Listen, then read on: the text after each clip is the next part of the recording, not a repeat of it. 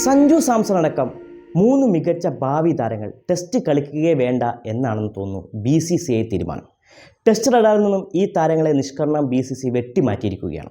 എന്നുവെച്ചാൽ ഗുരു ഗംഭീർ ഈ താരങ്ങളെ ഇപ്പോൾ കളിപ്പിക്കില്ല എന്ന് മാത്രമല്ല, വരാനിരിക്കുന്ന പരമ്പരകളിലും ഇവരെ പരിഗണിക്കാൻ സാധ്യതയേയില്ല.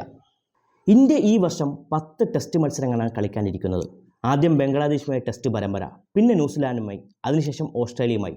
10 ടെസ്റ്റ് മത്സരങ്ങൾക്കായി ടീമിനെ തിരഞ്ഞെടുക്കുക ഒട്ടും എളുപ്പമല്ല. ക്രിക്കറ്റിൽ ഫോമും സ്ഥിരതയും ഓരോ സീസണിലും മാറാം. ഏകദിനത്തിൻ്റെയും T20യുടെയും പ്രകടനം മാത്രമാണ് എല്ലാവരും ഓർത്തിരിക്കുന്നത്. ഒരുപക്ഷെ അതുകൊണ്ടാകാം അവസാന പരമ്പരയിൽ മികച്ച പ്രകടനം കാഴ്ചവെച്ച സർഫ്രാസ് ഖാൻ പോലും ടീമിൽ ഉൾപ്പെടുമോ എന്ന് ഉറപ്പ്. എന്നാൽ അപ്പോഴും സർഫ്രാസിന് ടീമിൽ ഇടം നേടാൻ സാധ്യത നിലനിൽക്കുന്നുണ്ട് എന്നെങ്കിലും കരുതാം.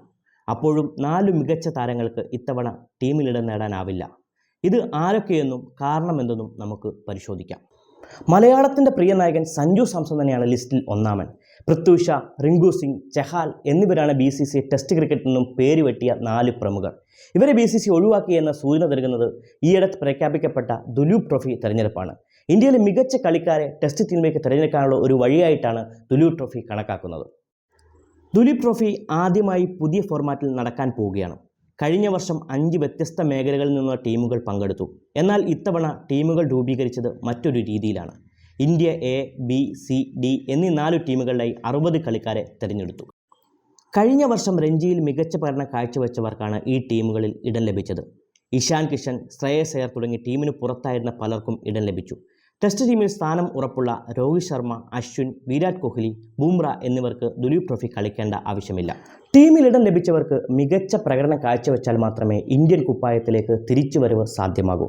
ദുലീപ് ട്രോഫിയുടെ ആദ്യ റൗണ്ട് സെപ്റ്റംബർ 5-ന് ആരംഭിക്കും. എന്നാൽ ടെസ്റ്റ് ടീമിലേക്കുള്ള സ്ക്രീനിംഗ് ടെസ്റ്റിൽ നിന്ന് പോലും പുറത്തായ ആ 4 പേരെക്കുറിച്ച് നമുക്ക് സംസാരിക്കാം. ലോകകപ്പ് ടീമിൽ ഇടം നേടിയ എന്നാൽ ഒറ്റ മത്സരം പോലും കളിക്കാൻ അവസരം ലഭിക്കാത്ത സഞ്ജുവിന് പൊടുന്നനെ ഇന്ത്യയിലെ മികച്ച 60 കളിക്കാർ ലിസ്റ്റിൽ പോലും ഇടമില്ലാതായതിന് കാരണമെന്താണ്?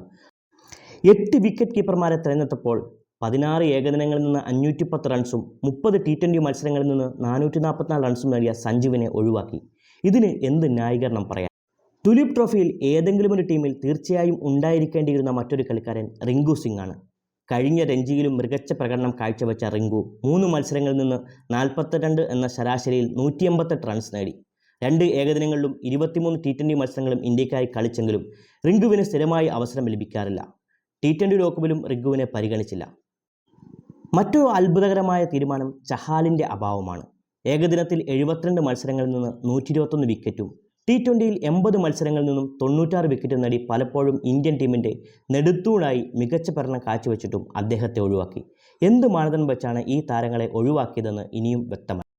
ഈ 3 മികച്ച താരങ്ങളിൽ ആരെങ്കിലും ഇനി എപ്പോഴെങ്കിലും ഇന്ത്യക്കായി ടെസ്റ്റിൽ അരങ്ങേറ്റം നടത്തുമോ എന്നതും സംശയകരമാണ്.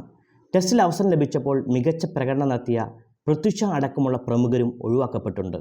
അതിശയകരമായ പ്രകടനമാണ് പൃഥ്വി ഷാ ഇംഗ്ലണ്ടിലടക്കം പുറത്തെടുക്കുന്നത്.